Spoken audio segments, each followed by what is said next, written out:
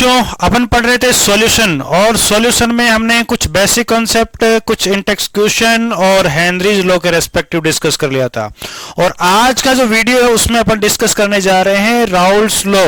और Raoult's law भी अपने आप में इस चैप्टर का बहुत ही इंपॉर्टेंट टॉपिक्स में से एक टॉपिक है। और इस राउल्स लॉ को मैं दो कैटेगरीज में आपको समझाऊंगा। पहला है लिक्विड सिस्टम। क्या? लिक्विड सिस्टम के रेस्पेक्टिव अपन बात करेंगे। देखिए इसके अंदर में क्या है, for a solution of volatile liquids the partially vapour pressure of any component of constant temperature is equal to the vapour pressure of pure component, ठीक है, multiplied by mole fraction of the component in the solution. इसका मतलब क्या हुआ? देखिए इसके अंदर में ये कह रहा है अपने पास में एक सॉल्यूशन है और उस सॉल्यूशन के अंदर हमने क्या किया है, एक वोलेटाइल सॉल्यूट को हमने क्या कर दिया, एड ऑन कर दिया है, ठीक है। देखिए इसके अंदर में ये मेरे पास में क्या है, कोई सॉल्वेंट है और इस सॉल्वेंट के अंदर यहां पर ये मेरे पास में क्या है, सॉल्यूट है। इस सॉल्यूट को मैं इसमें क्या कर रहा हूं, ऐड कर रहा हूं। और ये सॉल्यूट है, ये सॉल्यूट कैसा है, वोलेटाइल है, यानी ये वाष्पशील है, ठीक है। अगर इसको मैं इसमें ऐड करूंगा तो मेरे पास में क्या बन जाएगा, सॉल्यूशन बन जाएगा, ठीक है। इन दोनों को मैंने मिक्स किया तो मेरे पास में यहां पर क्या आ गया, एक सॉल्यूशन बन गया। ये मेरे पास में क्या बनकर तैयार हो चुका है, सॉल्यूशन बनके तैयार हो चुका है। डियर स्टूडेंट, इसमें देखिए आप यहां पर आप देखेंगे इसके अंदर में तो यहां पर क्या होगा, कुछ वेपर्स होगी, ठीक है। यहां पर जो वेपर है उस वेपर के अंदर, जैसे इसको मैं ए मान लूं और इसको क्या मान लूं, बी, तो यहां पर इस वेपर में क्या होने वाला है, ए प्लस बी दोनों की क्या रहेगी, वेपर से रहेगी, ठीक है। अब ये वेपर क्या करेगी, वेपर इस लिक्विड के सरफेस के ऊपर क्या करेगी, यहां पर एक प्रेशर क्रिएट करेगी।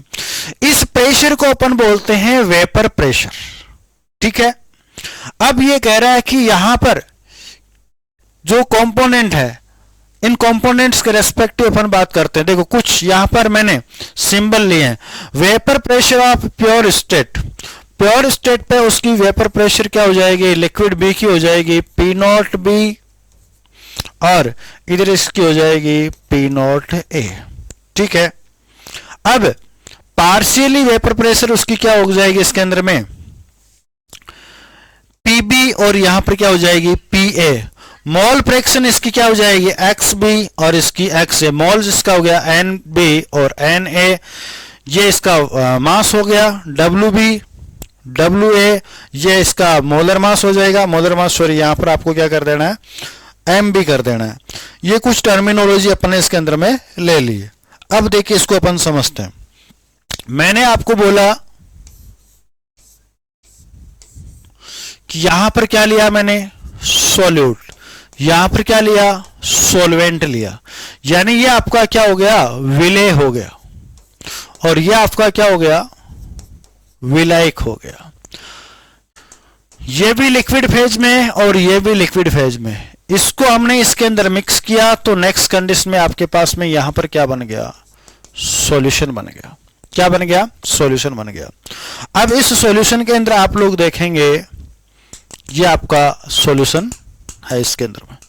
अब इसकी सरफेस के ऊपर यहां पर क्या रहेंगे, वेपर्स रहेगी, क्या रहेगी, वेपर्स रहेगी। इसको मैं ए के थ्रू डिनोट कर दूं और इसको मैं बी के थ्रू डिनोट कर दूं तो यहां पर वेपर्स में क्या रहेगी, ए भी रहेगी और बी भी रहेगी। यानी यहां पर जो प्रेशर क्रिएट होगा उस प्रेशर के अंदर ए और बी दोनों के थ्रू क्या होगा, प्रेशर क्रिएट होगा, वो टोटल प्रेशर होगा। उस प्रेशर को अपन क्या बोल सकते हैं, पी सॉल्यूशन अपन बोल सकते हैं। और ये पी सॉल्यूशन यहां पर पी ए और पी बी दोनों के क्या होगा, सम के इक्वल होगा। अब यहां पर जो पी ए और पी बी है इसको अपन बोलेंगे पार्शियली प्रेशर। क्या बोलेंगे, पार्शियल प्रेशर बोलेंगे, इसको आंशिक दाब बोलेंगे। ठीक है, अब देखिए इसके अंदर में ये सॉल्वेंट, ये इसकी क्या है, प्योर कंडीशन है। तो प्योर कंडीशन में यहां पर भी वेपर फेज रहेगी कि नहीं रहेगी, ये वेपर फेज भी इसके ऊपर यहां पर क्या करेगी, प्रेशर डालेगी। इस प्रेशर को अपन डिनोट करेंगे पी नोट बी के थ्रू, और यहां पर इसके प्योर कंडीशन में जो वेपर्स के थ्रू प्रेशर डाला जाएगा, इसको डिनोट अपन करेंगे किसके थ्रू, पी नोट ए के थ्रू।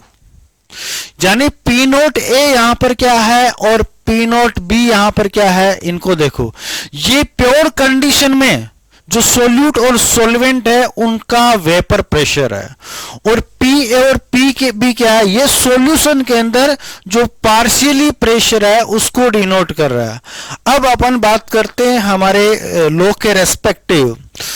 ठीक है, तो हमारा लॉ ये बोलता है कि जो भी हमारे पास में कोई भी कंपोनेंट है किसी भी सॉल्यूशन का, ठीक है, उसका जो वेपर प्रेशर होता है वो वेपर प्रेशर, ठीक है, वो वेपर प्रेशर क्या होता है, वो किसके, इसके प्रोपोर्शनल टू होता है, किसके, उसकी मोल फ्रैक्शन के क्या हो जाता है, प्रोपोर्शनल टू हो जाता है। और इसके लिए एक शानदार सा हमारे पास में रिलेशन आ जाता है यहां पर, P A proportional to X A, यानी किसी भी कंपोनेंट का जो प्रेशर है वो प्रेशर उसकी मोल फ्रैक्शन यानी मोल बिन के क्या आ जाता है, समानुपाती हो जाता है। यहां से इस साइन को उठाएंगे तो यहां पर क्या आ जाएगा, यहां पर आ जाएगा पी नोट ए, क्या आ जाएगा, पी नोट ए।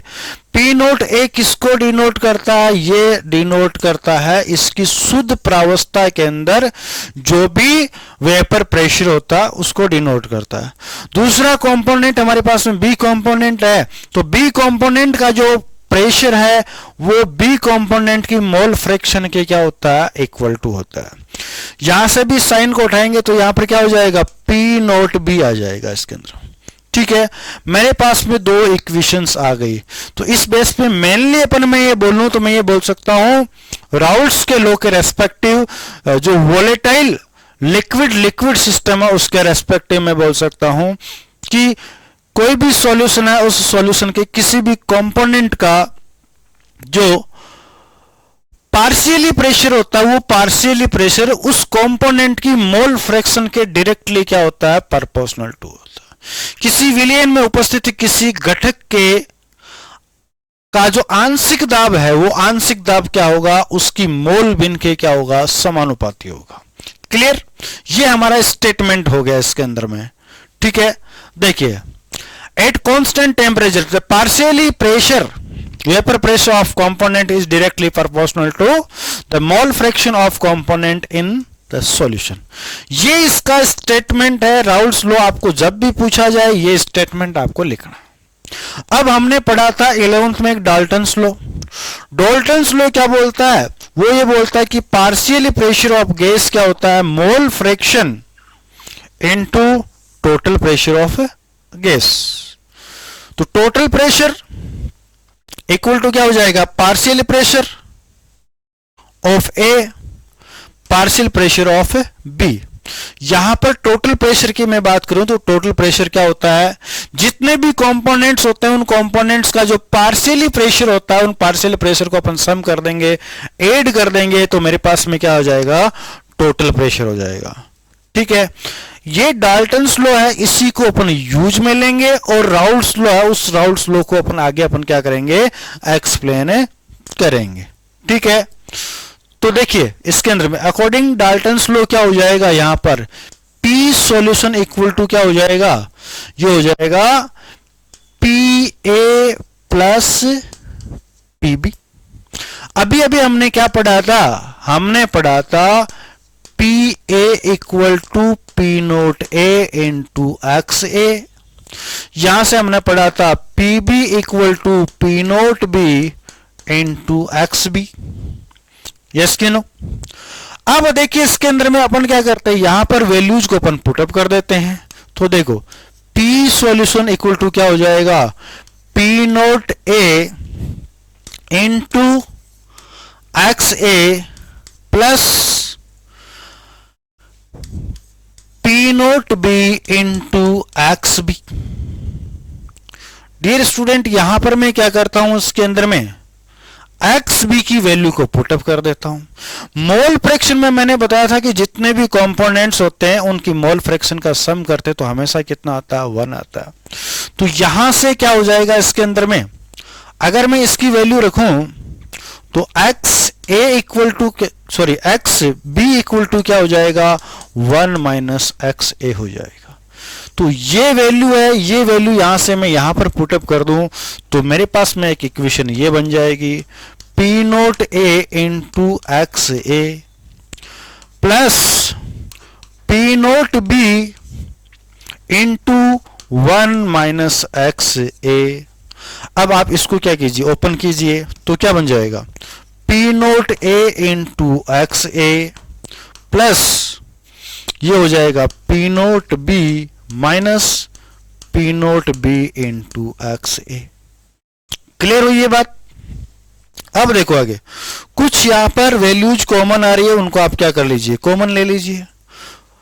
तो कॉमन वैल्यू देखिए यहां पर कुछ कॉमन आ रहा है, तो इस बेस पे आप लोग क्या करेंगे, इसके अंदर में यहां पर P सॉल्यूशन इक्वल टू क्या हो जाएगा, देखो यहां से ये ले लेंगे अपन P नोट B, ये ले लिया मैंने प्लस, ये प्लस ले लिया, यहां पर कॉमन क्या आ रहा है, एक्स ए आ रहा है, तो मैंने यहां पर ले लिया एक्स ए ब्रैकेट।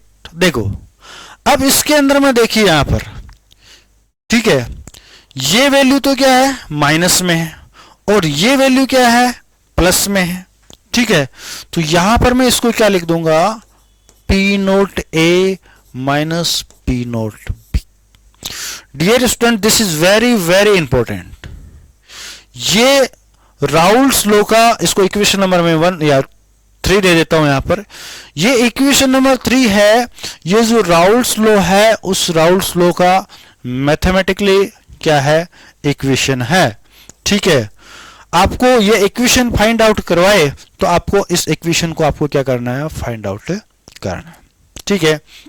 अब इसी के बेस पे अपन बात करें इसके अंदर में, तो यहां पर कुछ अपन ग्राफ के रेस्पेक्टिव डिस्कस करेंगे। तो देखो ग्राफ में अपन क्या करने वाले हैं, ग्राफ में देखिए इसके अंदर में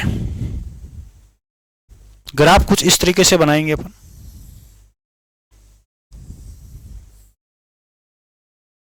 दैट सपोज मैंने इधर एक्स ए की वैल्यू कितनी ले ली, 0, ठीक है। तो एक्स बी की वैल्यू यहां पर क्या हो जाएगी, 1। क्यों भाई, क्योंकि एक्स ए और एक्स बी दोनों की वैल्यू का सम कितना होता है, 1 होता है। यहां पर एक्स ए की वैल्यू मैंने कितनी ले ली, 1, तो यहां पर एक्स बी की वैल्यू क्या हो जाएगी, 0 हो जाएगी। इस साइड में मैं ले रहा हूं प्रेशर और इस साइड में क्या ले रहा हूं, मैं मोल फ्रैक्शन ले रहा हूं, ठीक है। अब देखिए इसके अंदर में एक्स ए की वैल्यू कितनी है, यहां पर 0 है, एक्स ए की वैल्यू 0 है। यहां से मैं चला इस तरीके से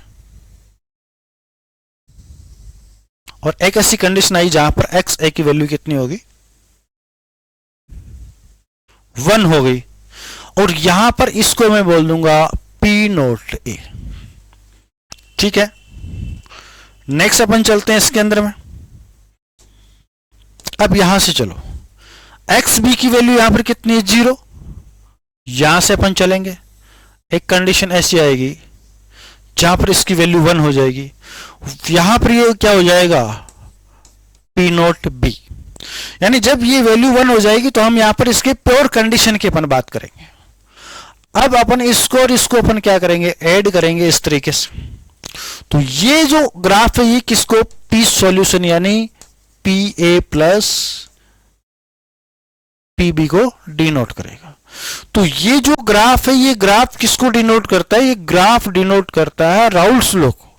अगर राउल्स लॉ का ग्राफ फॉर्मेट आपसे पूछे तो आपको ये ग्राफ बनाना है, और राउल्स लॉ का आपको क्या पूछे, डेरिवेशन पूछे तो आपको ये डेरिवेशन आपको बताना है। That is clear. तो ये राउल्स लॉ हो गया किसके लिए, आपके पास सॉल्यूशन है, उस सॉल्यूशन के अंदर जो सोल्यूट है, विलेय पदार्थ है, वो कैसा है, वाष्पशील है, वोलेटाइल है, तब आपको ये वाला आपको आंसर देना है।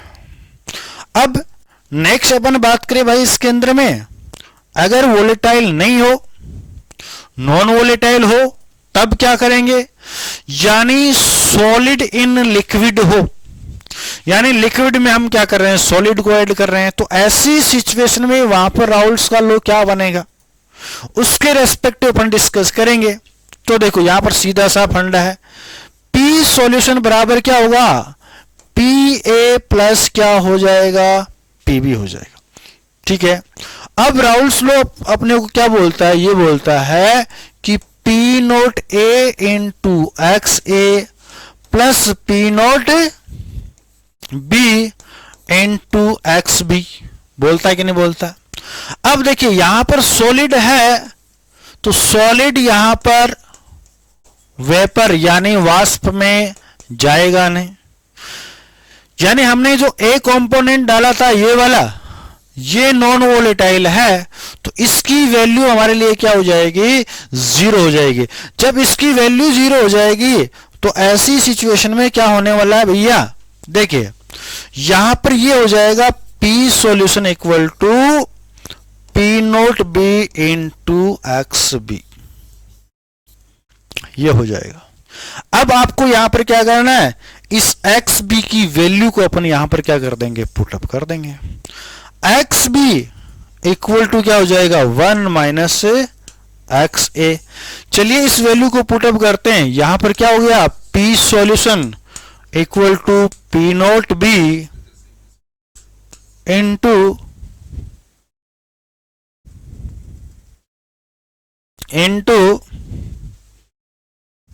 यहां पर देखिए 1 माइनस एक्स ए, क्लियर हो गया। अब देखो यहां पर क्या हो जाएगा, P nought B minus P nought B X A, clear हो गया। अब यहां से अपन क्या करेंगे, इसके अंदर में इसको मैं इस तरीके से भी लिख सकता हूं, इसके अंदर में देखो P nought B minus P solution equal to P nought B X A. अब देखो आगे क्या होने वाला है, इनको थोड़ा एक्सचेंज कर दो, P nought B minus P solution upon P nought B equal to X A. ये एक प्यारा सा मेरे पास में रिलेशन आ गया। तो डियर स्टूडेंट, एक्स ए यहां पर क्या है, एक्स ए है मोल फ्रैक्शन ऑफ सॉल्यूट। ये क्या है, इसको अपन क्या बोलेंगे, P nought B minus P solution upon P nought B. इसको बोलते हैं रिलेटिव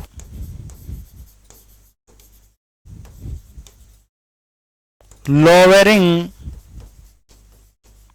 वेपर प्रेशर, जो आगे चलकर अपन कोलिगेटिव प्रॉपर्टी में पढ़ेंगे। वाष्प दाब में अपेक्षित अवनमन। तो यहां से हमारा स्टेटमेंट क्या बना, हमारा स्टेटमेंट कुछ ये बन जाएगा, देखो when a non volatile solute is added to volatile liquid its vapour pressure decreases become less number of solvent particles in a solution at surface। यानी ये यहां पर क्या बोल रहा है, ये यहां पर ये बोल रहा है कि आप किसी नॉन वोलेटाइल सोल्यूट को वोलेटाइल सॉल्वेंट में डालते हो, तो ऐसी सिचुएशन में जो सॉल्यूशन बनेगा उस सॉल्यूशन का वेपर प्रेशर है, वो वेपर प्रेशर क्या हो जाएगा, डिक्रीज हो जाएगा।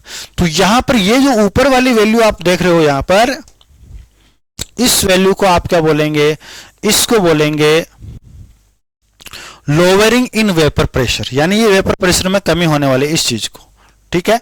और इस कंप्लीट को अपन बोलेंगे रिलेटिव लोअरिंग वेपर प्रेशर। यानी यहां पर राउल्स के लॉ का स्टेटमेंट ये बनता है कि आप क्या करते हैं, किसी अवाष्पशील पदार्थ को क्या करते हैं, किसी लिक्विड में डालते हैं वाष्पशील में, तो वहां पर जो विलयन बनता है, उस विलयन का वाष्प दाब में जो अपेक्षित अवनमन है वो विलेय पदार्थ की मोल अंश के क्या होता है, बराबर होता है। ये यहां पर इसका स्टेटमेंट बनेगा। ध्यान रखना, बच्चे लोग कई बार यहां पर क्या कर देते हैं, मिस्टेक्स कर देते हैं। पूछता क्वेश्चन में ये वाला लिख के आप उधर वाला आ जाते हो। इस चीज का आपको स्पेशली आपको यहां पर क्या करना है, ध्यान रखना है। ठीक है, अब इसको समझते हैं। ये वेपर प्रेशर है, ये वेपर प्रेशर डिक्रीज कैसे हुआ, क्या हुआ, इसको अपन देखते हैं। इसके अंदर देखो, ये आपके पास में क्या था,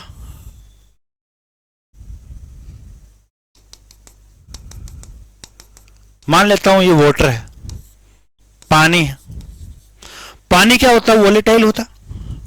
तो अब देखो, इस वाटर की सरफेस के ऊपर जितने मॉलिक्यूल्स आपको देखने को मिल रहे हैं यहां पर, ये टोटल के टोटल मॉलिक्यूल्स किस में कन्वर्ट होंगे, वेपर में कन्वर्ट होंगे। यानी ये सारे के सारे वेपर्स में चले जाएंगे इस तरीके से, यानी बहुत सारी वेपर्स मॉलिक्यूल्स होंगे। अब इसमें हमने क्या कर दिया, दैट सपोज शुगर को मैंने इसमें क्या कर दिया, ऐड कर दिया।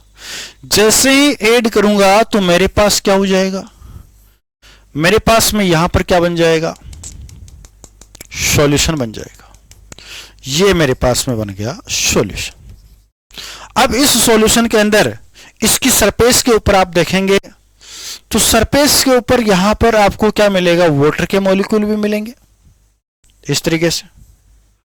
ये वाटर के मॉलिक्यूल हो गए, और इन वाटर मॉलिक्यूल्स के बिटवीन यहां पर शुगर के मॉलिक्यूल्स भी मिलेंगे।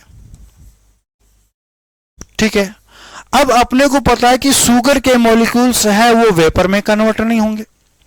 तो अब इस सॉल्यूशन में वेपर में कौन जा रहा है, ये वाला वेपर में जा रहा है यहां पर।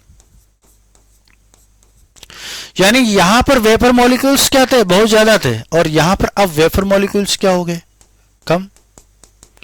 अब वेपर मॉलिक्यूल्स यहां पर कम हो गए,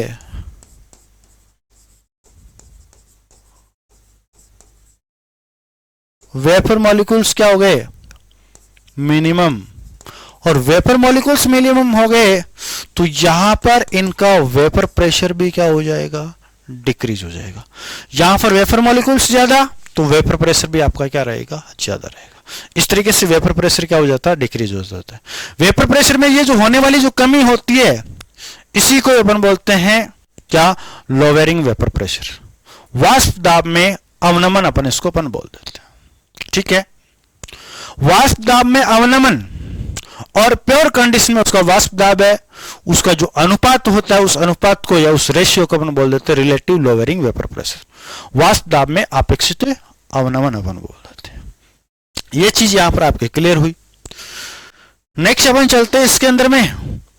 तो इसी राउल्स लॉ के ऊपर कुछ न्यूमेरिकल्स अपने आया करते हैं। पहला न्यूमेरिकल यहां पर ले रहा हूं मैं, आपके इंटेक्स्ट क्वेश्चन ले रहा हूं। The vapour pressure of pure liquid A and B, आपके पास में ए और बी दो क्या है, कोई कंपोनेंट है। ठीक है, यहां पर प्योर कंडीशन के अंदर the vapour pressure of pure liquid, यानी पी नोट ए की वैल्यू कितनी बता रहा है, 450, और पी नोट बी की वैल्यू कितनी बता रहा है, 70 बता रहा है। ठीक है, कितने, 350 kelvin. Find out the composition of the liquid mixture of total vapour pressure. यहां पर इस टोटल प्रेशर यानी पी सॉल्यूशन कितना है, 600। तो यहां पर आपको एक्स ए ये भी फाइंड आउट करनी है, और एक्स बी है, इसको भी आपको क्या करना है, फाइंड आउट करना है। लास्ट में ये और देर also find out the composition of the vapour phase. Vapour phase के अंदर भी आपको क्या करना है, उसका प्रेशर आपको लेना। तो अभी अभी हमने एक फॉर्मूला लिया था, पी सॉल्यूशन। क्या लिया था, P solution equal to P nought B, P nought B plus यहां पर क्या लिया था, एक्स ए, यहां पर लिया था P nought A minus P nought B, Raoult's law के अंदर लिया था। अब देखिए वैल्यूज को पुटअप कीजिए, तो टोटल कितना है यहां पर 600 इक्वल टू पी नोट की वैल्यू कितनी है, पी नोट बी की वैल्यू कितनी है 700 है, ठीक है जी। फिर प्लस एक्स ए की वैल्यू आपको फाइंड आउट करनी है। यहां पर देखिए इसकी वैल्यू कितनी है 450 माइनस 700। तो आप इसको सोल्व करेंगे यहां पर, ठीक है। तो ये इधर कितना हो जाएगा, ये तो हो जाएगा आपका 100 या 700 माइनस 600 इक्वल टू, इसका देखो वेरिएशन कितना आता है 250 आता है, 250 एक्स ए। यहां से एक्स ए की वैल्यू कितनी आ जाएगी 100 अपॉन 250, 100 अपॉन 250। इसको सोल्व करोगे तो कितना आ जाएगा 0.4। डियर स्टूडेंट एक्स ए की वैल्यू आपके पास में कितनी आ चुकी है 0.4। तो फास्ट बताइए मुझे एक्स बी की वैल्यू कितनी हो जाएगी, वेरी गुड 1 माइनस 0.4 तो 0.6। यानी यहां तक का अपना क्वेश्चन क्या हो चुका है, कंप्लीट हो चुका है। अब देखिए अब हमारे को वेपर फेज में चाहिए, तो वेपर फेज के अंदर देखो क्या चाहिए, वेपर फेज के लिए हमारे पास में फॉर्मूला क्या होता है Y A equal to P A upon P solution होता। अब पी ए की वैल्यू मेरे पास में नहीं है, वाई बी इक्वल टू हो जाएगा P B upon P solution. तो मुझे पी ए और पी बी की वैल्यू चाहिए। तो पी ए और पी बी की वैल्यू अपन कैसे फाइंड आउट करेंगे, देखो पी ए इक्वल टू हो जाएगा P nought A into X A और पी बी इक्वल टू हो जाएगा P nought B into X B. Clear हुआ। अब पी नोट ए की वैल्यू आपको कितनी बताई थी, पी नोट ए की वैल्यू देख लो आप अभी, पी नोट ए की वैल्यू कितनी थी 450 और एक्स ए की वैल्यू कितनी होगी 4। तो आप क्या कर सकते हैं यहां पर 450 इंटू 0.4। नेक्स्ट इधर से आप वैल्यू ले सकते हो 700 इंटू 0.6। तो यहां से आपके पास में पी ए की वैल्यू आ जाएगी, यहां पर किसकी वैल्यू आ जाएगी आपके पास में पी बी की वैल्यू आ जाएगी, ठीक है। तो ये तो एप्रोक्स आ गई आपके पास 180, ठीक है, और ये आ गई लगभग 420। तो अब हमारा काम इजी हो गया। यहां पर वेपर फेज के लिए वाई ए बराबर क्या हो जाएगा P A upon P solution. तो पी ए की वैल्यू 180 अपॉन कितना था, टोटल कितना था 600। सेम ऐसे ही कर देंगे वाई बी कितना हो जाएगा P B upon P solution 420 upon कितना हो जाएगा 600। तो यहां पर वेपर फेज में इसकी मोल फ्रैक्शन और यहां पर भी आपके पास में क्या आ जाएगी वेपर फेज में इसकी जो मोल फ्रैक्शन है वो मोल फ्रैक्शन आ जाएगी। तो आप यहां से इस मोल फ्रैक्शन को ईजी में आप क्या कर सकते हो फाइंड आउट कर सकते हो। अप्रोक्स 3 ये आ जाएगी 30। तो ये कितनी हो जाएगी, ये निकालने की जरूरत नहीं है, वैसे कितनी हो जाएगी 70। तो क्लियर हो गए। आपको एक तो वेपर फेज में पूछी थी, वेपर फेज में मोल फ्रैक्शन ये रहेगी, और एक आपको mole fraction normal mole fraction पूछी थी, वो मोल फ्रैक्शन राउल्स के लॉ से इस तरीके से अपन क्या कर लेंगे फाइंड आउट कर लेंगे। क्लियर, ये आपका क्वेश्चन हो गया। चलिए नेक्स्ट चलते हैं अपन इसके अंदर में। नेक्स्ट क्वेश्चन देखो, ये भी राउल्स लॉ का ही क्वेश्चन है। क्या बोल रहा है, vapour pressure of pure water 23.8 mmHg, 50 gram urea dissolve in 850 gram of water.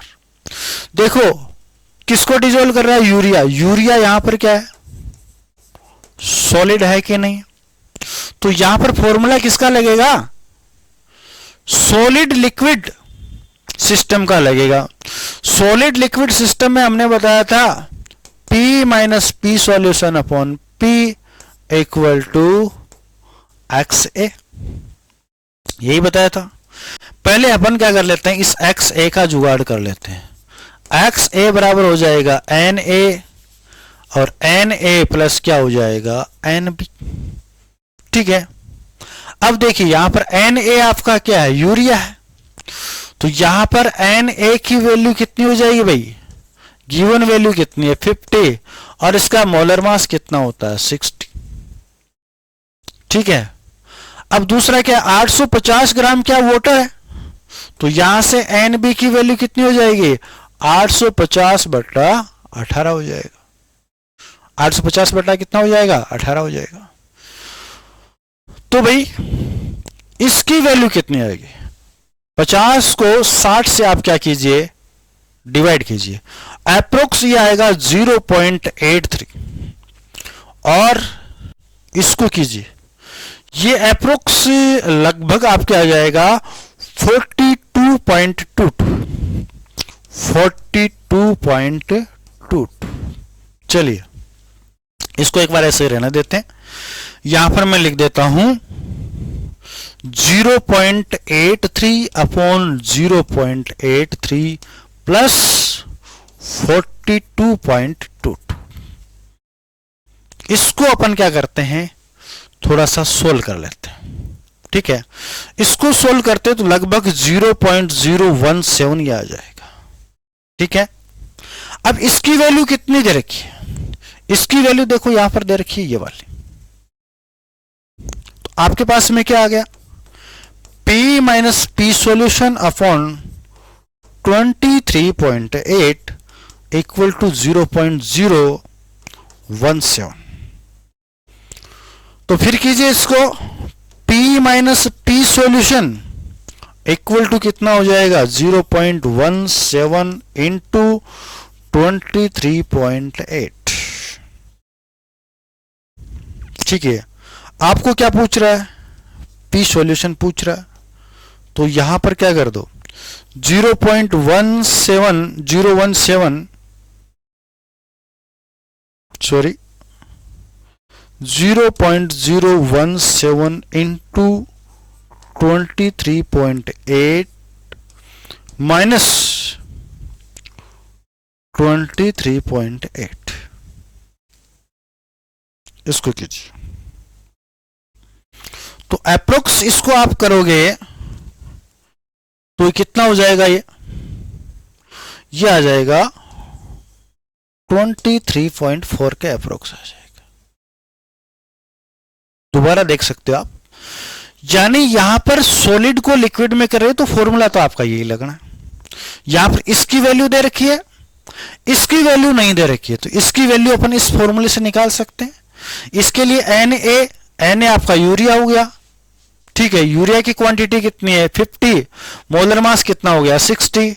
Nb यहां पर आपका कौन सा है, वाटर है, वाटर की क्वांटिटी कितनी दे रखी है 850, तो 850 बटा कितना हो गया 18, ये 0.83 हो गया, ये 42.2 हो गया। तो यहां से आप XA की वैल्यू निकाल सकते हो, इस X वैल्यू को यहां लगा लो, और यहां पर इसकी वैल्यू आप क्या कर सकते हो, P सॉल्यूशन की वैल्यू इस तरीके से निकाल सकते हो। तो राउल्स लॉ के ऊपर क्या होते हैं, इस टाइप से क्या होते हैं, 2 क्वेश्चंस इसके अंदर में बनते हैं, ठीक है। अब ये जो राउल्स लॉ, इस राउल्स लॉ के बेस पे जो सॉल्यूशंस होते हैं अपने, उन सॉल्यूशन को 2 टाइप्स में डिवाइड कर सकते हैं। पहला है आपका आइडियल सॉल्यूशन, कौन सा है, आइडियल सॉल्यूशन है।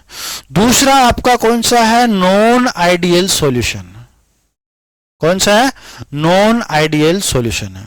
अब आइडियल सॉल्यूशन किसको बोलते हैं? आइडियल सॉल्यूशन वो होता है जो किसी भी कंडीशन पे राउल्स लॉ को क्या करता है? फॉलो करता है।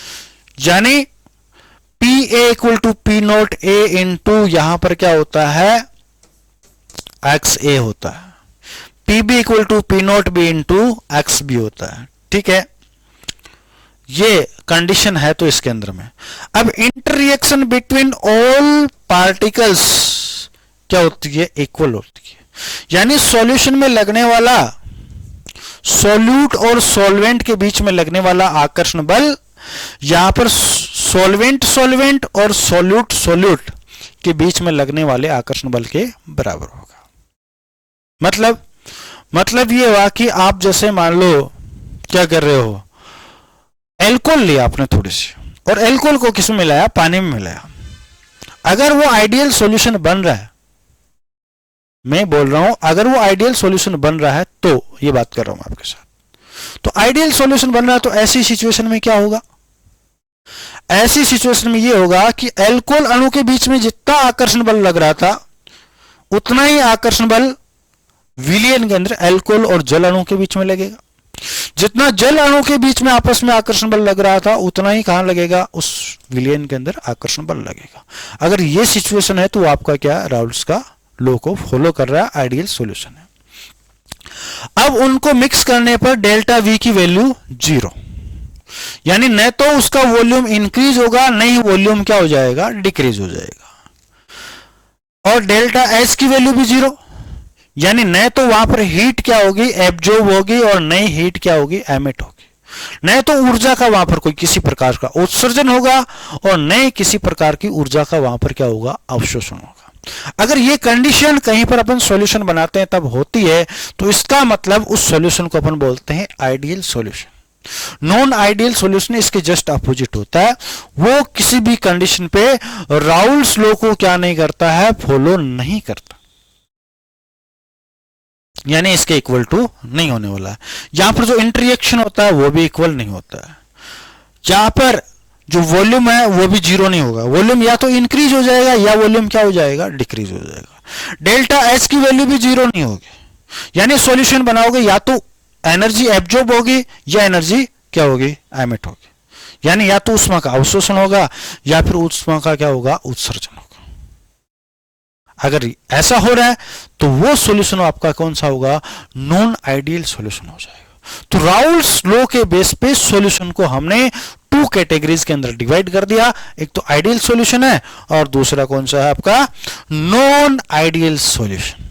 इसी के साथ अपन राउल्स लॉ के रेस्पेक्टिव जो डिस्कस है वो हम कंप्लीट कर चुके हैं। अगर आप यहां पर फर्स्ट टाइम आए हैं तो चैनल को सब्सक्राइब कीजिए, वीडियो को लाइक कीजिए, शेयर कीजिए। Best of good luck.